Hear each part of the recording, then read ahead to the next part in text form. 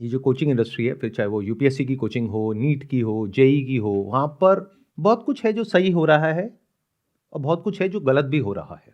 सही के बारे में हमें बात करने की ज़रूरत नहीं है, वो कोचिंग वाले खुद ही बढ़ा चढ़ा करके बात करते हैं।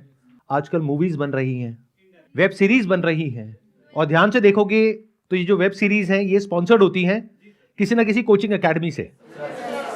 सिर्फ एक सिचुएशन की एक साइड को आपको दिखाया जा रहा है, बाकी सारी साइड्स को छुपा दिया जा रहा है।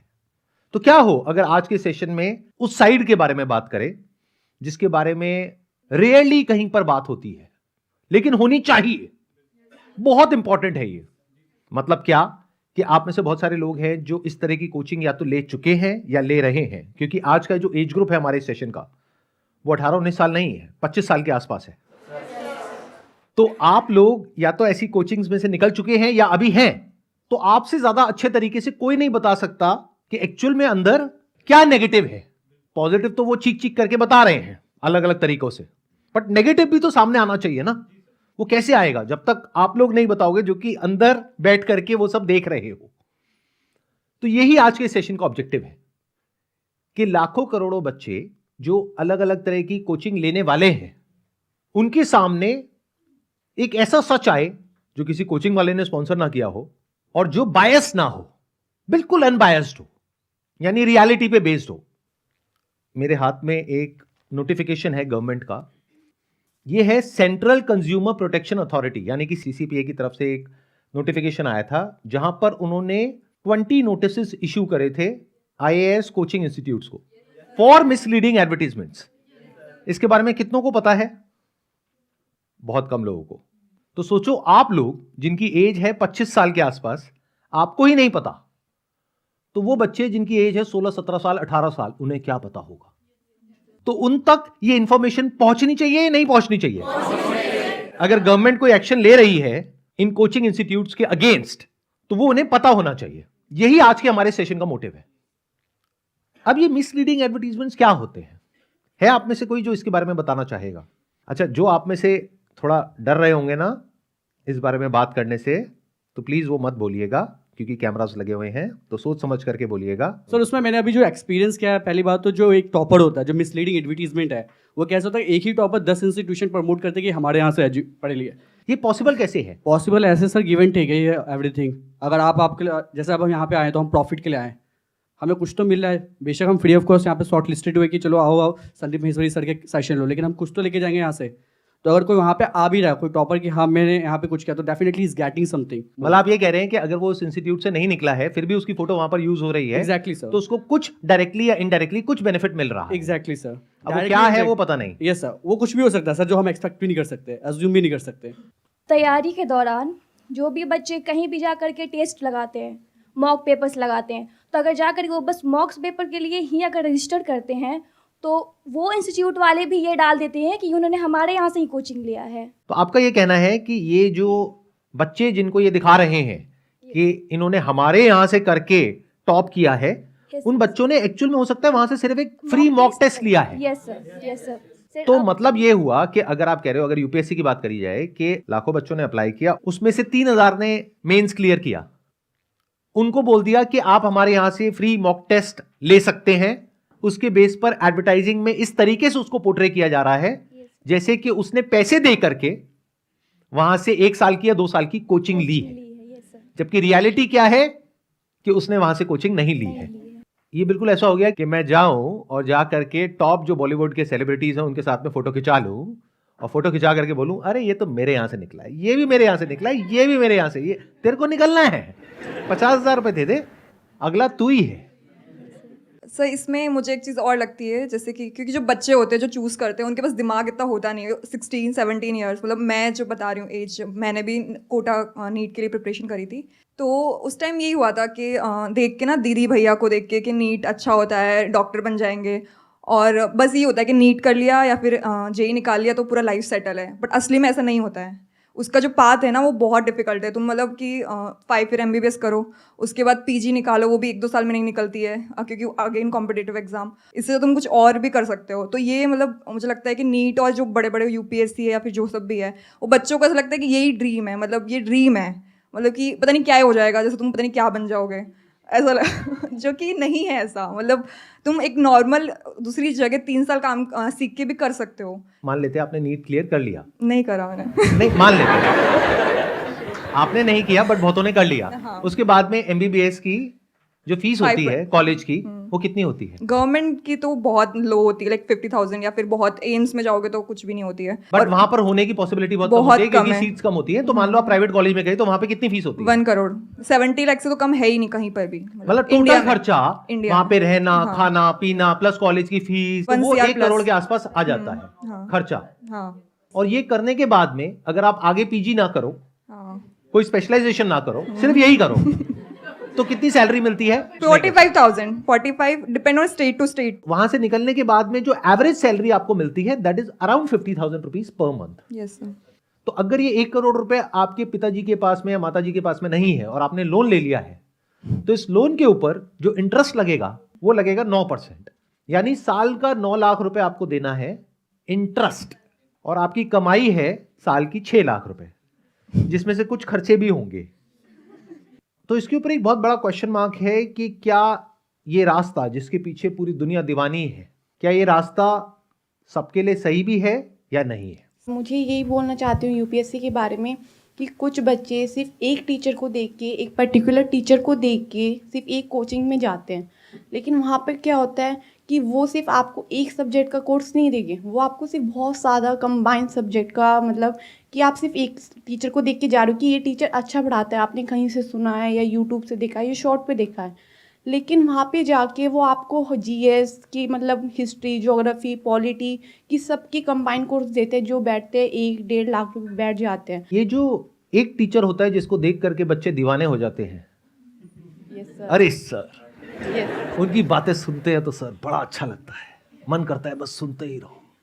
तो ये जो दीवानगी होती है एक टीचर के लिए, उनके इंस्टीट्यूट को आप ज्वाइन कर भी लेते हो, करने के बाद पता लगता है कि वहाँ पे तो हजारों बच्चे हैं आपके जैसे, और वो जिनको देख के आपने ज्वाइन किया है उनके पास तो टाइम ही नहीं है आपके लिए। Yes sir. ऐसा होता है नहीं होता है? तो क्या ये पहले उन लोगों को बताना चाहिए नहीं बताना चाहिए सर बताना चाहिए कि भाई वो पढ़ाते भी हैं, या वो सिर्फ यूट्यूब पर वीडियोस में तो दिखते हैं, लेकिन जब इंस्टीट्यूट में आप जाते हो तो साल में एक बार कोई एक आध क्लास में वो दिख जाते हैं, उसके बाद में कुछ अता पता नहीं है जिनको देख करके आप वहां पर गए हो। और एक मेन रीज़न और है जो आपने बोला था कि जो टॉपर्स ऐड क्यों होते हैं, क्यों, और मतलब कोचिंग इंस्टीट्यूट में सबके नाम क्यों आते हैं, मतलब मोस्टली इंस्टीट्यूट ये करते हैं, ये ऑफ़र करते हैं अपनी स्कीम्स के साथ कि अगर किसी बच्चे का प्रीलिम्स क्लियर हो गया या मेंस में उसके कुछ भी क्लियर हो गया, उसके हाई रैंक्स आ रहे हैं, मार्क्स आ रहे हैं किसी भी कोचिंग में, तो वहाँ पे टेस्ट फ्री कर दे, या वो स्पेशल क्लासेस जो उस बच्चे को देते हैं या टीचर्स या फिर लाइब्रेरी देते हैं। Yes sir, not only library, food, even Accommodation। Yes sir, वो रहने मैं ठीक कह रहा हूँ, अकोमोडेशन भी दे देते हैं। यस सर, वो देते हैं। अगर प्रीलिम्स क्लियर है, जैसे इस बार जिन बच्चों का प्रीलिम्स क्लियर हुआ है उनको मेंस की answer writing free, even mains अगर जिनका क्लियर हुआ है इंटरव्यू और खाने तक का फ्री है। जब तक आपको एक interview- मजेदार बात बताऊं, यस सर। ये मेरी यूपीएससी कोचिंग रियलिटी वाली वीडियो अपलोड हुई थी ना, यस सर। तो वहां पे आप नीचे कमेंट्स जा करके देखो, बहुत बच्चों ने वहां पर, क्योंकि वो ब्रेन वॉश हो चुके हैं पूरी तरीके से, यस सर। वो कमेंट कर रहे हैं सर आप ये कैसे बोल सकते हो इनके बारे में, ये तो फ्री में बच्चों को रहना देते हैं, खाना देते हैं, फ्री में उनको कोचिंग देते हैं। मैंने कहा किनको देते हैं, तो मैंने थोड़ा रिसर्च किया, तब पता लगा वो बच्चे जिनका प्रीलिम्स क्लियर हो जाता है। जी जी, जो बच्चे सिलेक्टेड हैं उनको इंटरव्यू के लिए free interview most of the right. Coaching. तो 2 लेयर है अगर आप ध्यान से समझोगे, एक है जिनका मेंस क्लियर हो गया है यानी 3000 बच्चे, उनके लिए क्या है, free mock test, yes sir. जिसकी की वीडियो बनेगी बढ़िया सी और उसकी शॉर्ट्स बनेंगी और सब जगह अपलोड हो जाएंगी, और स्पेशल और उसमें कुछ इतने कमाल के क्वेश्चंस पूछे जाएंगे कि वो वायरल हो जाएगी। और जैसे ही वो वायरल हुई तो बच्चे दीवाने हो गए। सिर्फ एक मॉक टेस्ट के बेसिस पे कि ये यहाँ पे गया है, ये बच्चा हमारे पास मॉक टेस्ट देने आया है, तो वो उसे अपने फ्रेम पे या अपने ही बैनर पे लगाते हैं। इसके पीछे ना 2 रीजंस हैं कि वो टॉपर्स क्यों नहीं बोलते हैं। एक है ग्रीड, एक है फियर। अब ग्रीड सिर्फ पैसे की नहीं होती है, ग्रीड फेम की भी होती है। अभी मेरा ये क्रैक हुआ और इतने बड़े सर मेरे बारे में इतना कुछ बोल रहे हैं, मेरी वीडियोस अपलोड हो रही हैं, स्प्रेड हो रही हैं, वायरल हो रही है, होने दो, मेरे को क्या फर्क पड़ता है। That is one. तो उसको क्या मिल रहा है, फेम मिल रहा है। अच्छा, अंदर की कोई सेटिंग है या नहीं है उसके बारे में हम कुछ नहीं कह सकते विदाउट एनी प्रूफ, तो उसकी हम बात नहीं करते।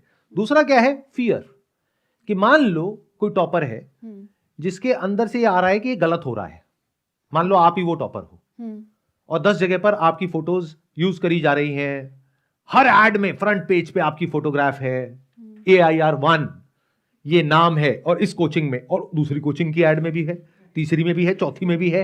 अब आप वो देख रहे हो, आपको अंदर ही अंदर गुस्सा तो आ रहा है और आपने अपने पेरेंट्स से बात किया कि क्या मुझे कुछ करना चाहिए इनके अगेंस्ट। आपके पेरेंट्स क्या बोलेंगे कि छोड़ना बेटा, अपने काम पे ध्यान दे, कहां इन लोगों से लड़ेगी। मतलब क्या है, डर कि अगर मैंने इनसे पंगा लिया तो मैं तो इनका कुछ नहीं बिगाड़ सकती, ये मेरा बहुत कुछ बिगाड़ सकते हैं, तो क्यों पंगा लेना है, छोड़ो ना। तो जिस इंसान की ऐसी अप्रोच है, क्या वो IAS बनने के लायक है? No sir. तो गलती सिर्फ इन कोचिंग इंस्टीट्यूट्स की नहीं है, आपकी भी है। Why are you saying students? आप ही तो वो स्टूडेंट्स हो, यस सर, ट्रू। आप ही तो वो एस्पिरेंट्स हो, यस सर। आपसे अलग थोड़ी हैं कि दूसरे प्लेनेट से थोड़ी ना आ रहे हैं। अच्छा, अब मैं आप लोगों से एक क्वेश्चन पूछता हूं कि अगर आप वो टॉपर हो भी सकते हो, मतलब ऐसे क्यों देख रहे हो? तो आप लोगों को तो यकीन ही नहीं है। मान लेते हैं आप वो टॉपर हो और आपके साथ में कुछ ऐसा होता है, तो क्या करोगे? सर ऐसे केस में अब इतनी मेहनत करता है एक स्टूडेंट, और फिर उसके बाद भी मतलब इतना स्टूडेंट मेहनत करता है क्योंकि IAS क्रैक करना बहुत मुश्किल है, उसके बाद भी अगर वो ये सब कर ले तो फिर उसके बाद वो कैसे करेगा? मतलब कि अब वो कर दे फिर उसका वो IAS नहीं बन पाएगा, या फिर उस पर इतने केसेस हो जाएंगे, क्योंकि अगर आप IAS बन रहे हो या फिर कोई भी कुछ बन रहे हो और आप पे इतने केसेस हो गए पहले ही इंस्टीट्यूशन में, क्या अगर आपने किसी इंस्टीट्यूशन के अगेंस्ट कर दिया, वो आप पे केस कर देंगे, आप IAS नहीं बनोगे क्योंकि आप IAS बनने के लिए आप केस नहीं कर सकते, तो फिर स्टूडेंट वो आगे कैसे फॉरवर्ड करेगा? या तो इसके लिए एक अलग सिस्टम हो। आप कुछ गलत नहीं कर रहे हो तो आपके ऊपर केस कैसे हो सकता है? इसके लिए आपको कॉन्स्टिट्यूशन की बेसिक नॉलेज होनी चाहिए, जो आई थिंक आपको पढ़ाई जाती है। The best defence against defamation is truth. अगर आप उतना ही बोल रहे हो जितना कि सच है, फॉर एग्जाम्पल आप इंटरव्यू में यह बोल रहे हो कि मैंने इनके यहां पर फ्री मॉक टेस्ट दिया था, लेकिन मैंने वहां पर पैसे दे करके कोई कोचिंग नहीं ली थी, फिर भी वो मेरा नाम यूज कर रहे हैं और वहां पर ये नहीं लिख रहे हैं कि मैंने उनके यहां से सिर्फ फ्री मॉक टेस्ट लिया है। अगर आप इतना करते हो तो किसी की हिम्मत नहीं है कि आपके अगेंस्ट कोई भी एक्शन ले ले। जो एक्चुअल में सच है उतना ही बोल रहे हो, किसी को डिफेम नहीं कर रहे हो, बस अपना स्टैंड क्लियर कर रहे हो, तो उसमें कोई दिक्कत नहीं है। दुनिया की कोई ताकत आपका कुछ नहीं बिगाड़ सकती है। इतना तो आपको करना चाहिए या नहीं करना चाहिए? Yes sir. क्योंकि अगर आप ये नहीं करते तो आपकी वजह से, उनको तो छोड़ ही दो जिनकी रग रग में लालच दौड़ रहा है, क्योंकि ये कोई छोटा गेम नहीं है। आज की डेट में जो कोचिंग इंडस्ट्री है उसका साइज है इंडिया में 58,000 करोड़, 58,000 करोड़, और अगले कुछ साल के अंदर अंदर ये हो जाएगा 1 लाख करोड़। तो जहां पर लाखों करोड़ रुपए इन्वॉल्व होते हैं वहां पर सब तरह के काम होते हैं, तो इसकी रिस्पॉन्सिबिलिटी है आप लोगों के ऊपर। अगर आपका सिलेक्शन हो जाता है तो आप ये इंश्योर कर सकते हो कि बाकियों का मैंने ठेका नहीं लिया कि वो क्या करते हैं क्या नहीं करते, मैं कुछ भी गलत नहीं करूंगा या नहीं करूंगी। इतनी ईमानदारी आपके अंदर होनी चाहिए। Yes sir. अगर इतनी भी नहीं है, you don't deserve to be there. Sir I don't know that if it is a scam, but I really want to ask you कि आपको क्या लगता है उसमें ओपिनियन में, बिकॉज मैं JEE मेंस की क्लासेस मैंने अटेंड करी थी मैं बैक इन 2018 एंड 19। जब मैं सर वहाँ पे गया तो मैं 4 दिन के बाद मैंने दिमाग से उतार लिया, मैंने कहा भाई मुझे नहीं करनी ये चीज़। बट जब हम सर रिफंड के लिए आस्क करने के लिए जाते हैं ना, तो ये लोग कोचिंग होती है उसकी अमाउंट को सेपरेट कर देते हैं, और जो मर्चेंडाइज है ना उसको ये लोग सेपरेट कर देते हैं। सो फॉर एन एग्जाम्पल कुछ चीज़ें होती हैं जो रिलेटेबल भी नहीं है, आपको ये लोग छाता दे देंगे, आपको ये लोग बैग दे देंगे। अच्छा, उसके भी पैसे होते हैं, वो फ्री नहीं होता सर। सब छाते पे उनकी ब्रांडिंग है, तो कायदे से फ्री होना चाहिए। कायदे से सर फ्री, इनको पैसे देने चाहिए हमको, because we are promoting their business. Right, क्योंकि आप एक ऑटो रिक्शा की तरह हो जिसके पीछे इनका लोगो लगा हुआ है, आप टी शर्ट पहन करके घूम रहे हो और पीछे कुछ लिखा हुआ है और आप बड़े खुश हो रहे हो। उसमें सिर्फ उनका लोगो होता है, ये भी लिखा होता है बुरी नजर वाले तेरा मुंह काला, या सर ऐसा नहीं होता। क्लियर कट ब्रांडिंग होती है और मॉड्यूल्स होते हैं सर। अब मॉड्यूल्स अगर हम तुमको वापस करना चाहते हो तो ले लो, और सर ऐसा नहीं है कि कुछ सस्ता हो रहा है। तो वो ब्रेकअप क्या होता है सर? लिटरली अभी तो मुझे नहीं पता क्या अमाउंट है, बट उस टाइम के हिसाब से आई पेड ओवर 1.5 lakhs, और मुझे रिफंड के तौर पर मुझे नहीं लगता कुछ 70-80,000 से कुछ ज़्यादा मिला था। तो मतलब 80,000 रुपए का छाता, सर छाता, बैग और भी सर डायरीज होती हैं, डायरीज? पेन होता है और मॉड्यूल्स होते हैं, टेस्ट मॉड्यूल्स। वो क्या है, प्रिंट आउट ही तो है। प्रिंट आउट से सर, एग्जैक्टली। तो प्रिंट आउट लगा लो 100-200 रुपए का, छाता लगा लो 100-200 रुपए का, सर, सब मिला करके जो कॉस्ट आई वो आई 2,000 सर वो रुपए। कॉमिक बुक टाइप की रद्दी होती है ना, हाँ, वैसी हाँ। क्वालिटी की। और मैं कोई ऐसे इंस्टीट्यूट की भी नहीं, मैं नाम नहीं लूंगा, बट ये बहुत नामी इंस्टीट्यूट की तरफ से मैं निकला था बाहर। जब आप पैसे वापस मांगने गए कि 1.5 लाख रुपए में से 70,000 रुपए 80,000 रुपए इन्होंने छाते का, डायरी का और बैग का काट लिया है, जिसकी कॉस्ट एक्चुअल में 1,000 रुपए भी नहीं है। बिल्कुल बिल्कुल सर, तो ये स्कैम है। हाँ, अगर आपको वहां पर 4 महीने हो गए होते, फिर वो पैसे काट रहे होते बेस्ड अपॉन कि भाई हमारा कोचिंग में इतना पैसा लग गया, ट्यूशन फीस लग गई, ये लग गई, वो लग गई, समझ आता है। 4 दिन में 1.5 लाख में से 70-80 हजार रुपए काटना फॉर ऑल दीज थिंग्स जिसपे उनकी ब्रांडिंग है, तो ये तो अनफेयर है। मेरा ये कहना है कि जैसे एमपी से या कोई भी स्टेट से आता है लड़का कोचिंग के लिए, तो उसमें ट्रैप वहीं से बन जाता है, फिक्स हो जाता है कि मुझे इस कोचिंग में जाना है तो जाना है। और आज का सोशल मीडिया का युग है, तो इस युग में वो पहले ही से ट्रैप बना हुआ है। आते हैं भीड़ की तरह, 500-800 बच्चे हर बैच में लगातार बढ़ रहे हैं और बैच एड ऑन होता रहता है। जैसे शुरू में आज के टाइम यदि कोई भी बैच शुरू हो रहा है तो उसको एक सेपरेट स्थिति में रहेगा, उसके बाद फिर ये बैच दूसरा बैच मर्ज करके इकट्ठा कर दिया जाएगा। चलो इसको ऐसे देखते हैं कि अगर मैं उनकी जगह होऊंगा तो मैं क्या करूंगा। मेरी अपनी एक यूपीएससी कोचिंग की एकेडमी है जहां पर हजारों बच्चे पढ़ते हैं, तो मेरे हिसाब से क्या सही है, क्या गलत है, क्या होना चाहिए, क्या नहीं होना चाहिए। सबसे पहले तो मेरे अपने माइंड में मुझे खुद को ये क्लियर करना है कि मेरी ये जो पैसे की भूख है वो कब मिटेगी। 100 करोड़, 200 करोड़, 500 करोड़, मतलब कुछ तो होना चाहिए ना माइंड में, क्योंकि अगर वो है ही नहीं तो होगा क्या कि आज अगर उनके पास में 200 करोड़ रुपए हैं तो उनका दिमाग कहां चल रहा होगा कि अब इस 200 करोड़ को 1000 करोड़ कैसे बनाए। अब उनको ये नहीं समझ आ रहा कि ये जो 1000 करोड़ बनेगा ये आएगा 2-2 लाख रुपए करके लाखों बच्चों से, जिन बच्चों के पास में और उनके पेरेंट्स के पास में 2 लाख के अलावा और कुछ है ही नहीं, या हो सकता है वो पैसा भी वो लोन पे उठा करके उनको दे रहे हैं। और ये आदमी ऑलरेडी 200 करोड़ लेकर के बैठा है, यानी कि इसकी आने वाली 200 जनरेशंस बैठे बैठे खा सकती हैं, फिर भी ये पैसे के पीछे पागल हुआ पड़ा है। अब ये मैं किस बेस पे बोल रहा हूं, ये मैं सिर्फ बोल नहीं रहा हूं, मैं ऐसे जी रहा हूं। आज से 12 साल पहले मैंने अपने आप से ये क्वेश्चंस पूछे थे कि कितना पैसा बहुत है, तो मेरे अंदर से आया कि जितना है उतना बहुत है, क्योंकि एक कहावत है, पूत कपूत तो क्यों धन संचय, पूत सपूत तो क्यों धन संचय। मतलब कि अगर आपके बच्चे लायक हैं तो क्यों पैसा इकट्ठा कर रहे हो, किसके लिए कर रहे हो, और अगर आपके बच्चे नालायक हैं तो किसके लिए पैसा इकट्ठा कर रहे हो। तो इस वजह से मैं खुद को रोक पाया। नहीं तो ये जो लालच है ना, जब हमारे ऊपर हावी होता है तो इंसान से ऐसे ऐसे काम करवाता है जो उसको खुद भी नहीं पता होते हैं। और ये जो इंसान होते हैं ना ऐसे, ये भेष बदल के आते हैं।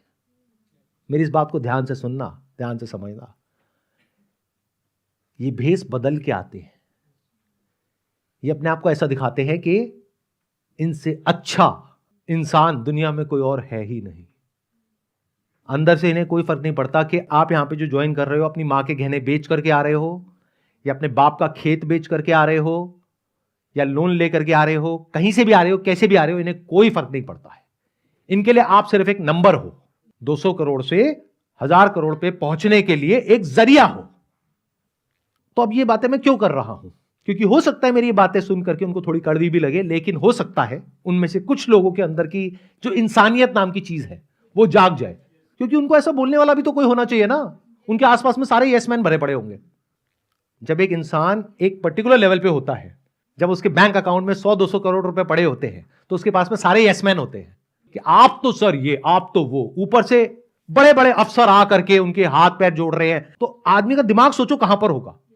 तो कोई तो हो जो आकर के उसको शीशा दिखाए कि भाई तो इतना अच्छा नहीं है जितना दिखा रहा है अपने आप को। अगर एक्चुअल में अच्छा है तो कुछ अच्छा काम कर।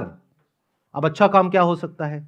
अगर मैं उनकी जगह पर हूं तो मैं क्या करूंगा? सबसे पहले मैं एक सच को देखूंगा। वो सच क्या है कि सिर्फ कुछ हजार बच्चे हैं जिनके पास में पैसा है मुझे देने के लिए, बट इंडिया में लाखों बच्चे ऐसे हैं जिनके पास में पैसा नहीं है मुझे क्या किसी भी कोचिंग में पैसा देने के लिए। तो उनके लिए मैं क्या करूंगा? मेरे यहां पे क्लासेस होती हैं, उसको मैं लाइव ब्रॉडकास्ट करूंगा फ्री ऑफ कॉस्ट यूट्यूब पर, सबके लिए। कोई पुराना रिकॉर्डेड कोर्स नहीं, 5 साल पुराना, जो आज रेलेवेंट ही नहीं है। नॉट अ क्लिक बेट कि ऑनलाइन कोर्स की फीस इतनी है, ऑफलाइन की इतनी है। ऑनलाइन कोर्स जब आप लेते हो आपको पता लगता है ये तो 3 साल पुराना है, आज की डेट में रेलेवेंट नहीं है। अब आपने ऑनलाइन के लिए इतना पैसा दिया, लेकिन अगर आपको एक्चुअल में क्रैक करना है तो अब ऑफलाइन के लिए इतना पैसा दो। तो ये बेवकूफ बनाना नहीं है तो और क्या है लोगों को? तो इनको अपने आप से ही पूछना होगा कि क्या मैं अपनी पावर्स को यूज करूं लोगों को और बेवकूफ बनाने के लिए, या यूज करूं एक्चुअल में कुछ अच्छा करने के लिए? नहीं तो उस पावर का मतलब क्या है? तो मैं क्या करूंगा अगर मैं उनकी जगह पर हूं? सबसे पहले absolutely free live broadcast of all my lectures and my faculties lectures, वो सब यूट्यूब पर अवेलेबल होगा, जिससे लाखों लोगों का भला होगा। उसके बाद भी जिसको ऑफलाइन आना है वो आएगा, तो इससे उनके बिजनेस पे एक्चुअल में कोई फर्क नहीं पड़ने वाला है। नंबर 2, मैं क्या करूंगा, ये जो क्लासरूम्स होती है ना, वहां पर ऑन एन एवरेज 500 बच्चे होते हैं। तो मुझे ये बताओ कि अगर उन बच्चों में से किसी के मन में कोई डाउट है तो क्या वो पूछ सकता है? क्या टीचर के पास में इतना टाइम है कि एक एक बच्चे के डाउट क्लियर कर सके? तो किसी को समझ आ रहा है या नहीं आ रहा है, इससे कोई फर्क ही नहीं पड़ता है। तो मैं क्या करूंगा, वही करूंगा जो स्कूल्स में और कॉलेजेस में होता है, यानी कि एक क्लास में जो बच्चे हैं वो मैक्सिमम 100 होंगे, उससे ऊपर नहीं। क्योंकि देखो अगर स्कूल्स में कॉलेजेस में 50 से 100 बच्चे होते हैं क्लास में, तो उसके पीछे कोई ना कोई रीजन है। वहां 500 क्यों नहीं होते? एक स्कूल में एक क्लासरूम है, वहां पर 500 बच्चों को एक साथ क्यों नहीं पढ़ाते? और कोचिंग में ऐसा क्यों हो रहा है? प्रॉफिट। तो फोकस किस पे है? प्रॉफिट पे। बहुत सारे ऐसे लोग हैं जिनका ब्रेन वॉश हो चुका है पूरी तरह से। The moment I speak about all these things, तो उनको ऐसा लगेगा मैं उनके अगेंस्ट बोल रहा हूं या उनके ड्रीम के अगेंस्ट बोल रहा हूं। उनका ये सपना है जिसको उनको बेचा गया है, और ये पूरी दुनिया उनको ये सपना बेचने में लगी हुई है। मतलब अगर आप ध्यान से देखोगे आज जिस तरह की वेब सीरीज बन रही है, उससे आप आइडिया लगा सकते हो कि बच्चे कितने बुरे तरीके से इन सब से इन्फ्लुएंस हो रहे हैं, और उसकी वजह से क्या होने वाला है उनके साथ में आने वाले 2 साल बाद, 5 साल बाद, उन्हें खुद भी नहीं पता है। तो मेरा मकसद सिर्फ इतना सा है कि लोगों को अवेयर कराया जाए। किसी पर्टिकुलर इंसान के खिलाफ या किसी इंस्टीट्यूट के खिलाफ कुछ भी बोलने का मेरा कोई मोटिव नहीं है, क्योंकि मेरा गोल क्लियर है कि मुझे वो नहीं करना है जिसमें कुछ लोगों का फायदा है या नुकसान है, बल्कि मुझे ये देखना है कि मासेस का फायदा और नुकसान किस चीज में है। स्पेशली उनके बारे में सोचना है जिनके बारे में कोई भी नहीं सोच रहा है।